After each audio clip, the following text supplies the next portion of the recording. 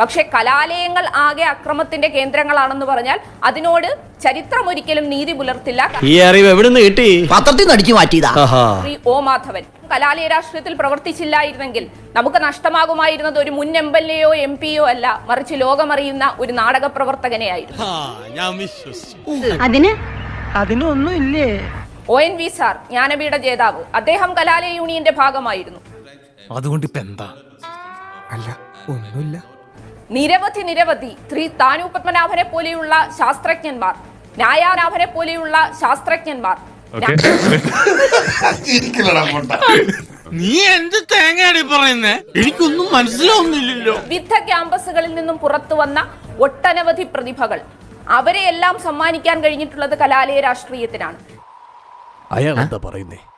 എനിക്കറിയാം എന്തോ കാര്യമായിട്ട് പറയുന്നു. സഹോദരൻ അയ്യപ്പൻ പറഞ്ഞ ഒരു മിശ്രഭോജനത്തിന്റെ ഒരു വലിയ സന്ദേശമുണ്ട്. ഇതൊക്കെ എന്റെ തലയിലാവൂലോ. അത് കൃത്യമായി ഇന്ന് നടക്കുന്ന ഇടം ഏതാണെന്ന് ചോദിച്ചാൽ അത് ക്യാമ്പസുകളാണ്. കാരണം ക്യാമ്പസുകളുടെ ഒരു രാഷ്ട്രീയം എന്ന് പറയുന്നത് പൊതിച്ചോറിന്റെ രാഷ്ട്രീയമാണ്.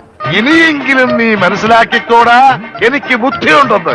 ഈശ്വര, ഇവിടെ ആരില്ലല്ലോ ഇതൊന്ന് പറഞ്ഞു ചിരിക്കാനായിട്ട്. കാരണം ക്യാമ്പസുകളുടെ ഒരു രാഷ്ട്രീയം എന്ന് പറയുന്നത് പൊതിച്ചോറിന്റെ രാഷ്ട്രീയമാണ്.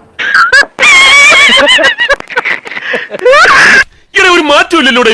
വീട്ടിൽ നിന്നും മമ്മിയും ഉമ്മയും അമ്മയും ഒക്കെ പൊതിച്ചു വിടുന്ന പൊതിച്ചോറ്, അത് ഉച്ചയ്ക്ക് ഒരുമിച്ചിരുന്ന് കഴിക്കാൻ കഴിയുന്ന സൗഹൃദത്തിന്റെ ഇടങ്ങളാണ് നമ്മുടെ ക്ലാസ് മുറികൾ.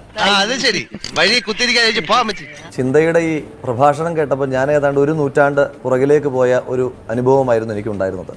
എനിക്കും തോന്നിയത് ഒരു കയ്യബദ്ധം നാറ്റുകരുത്.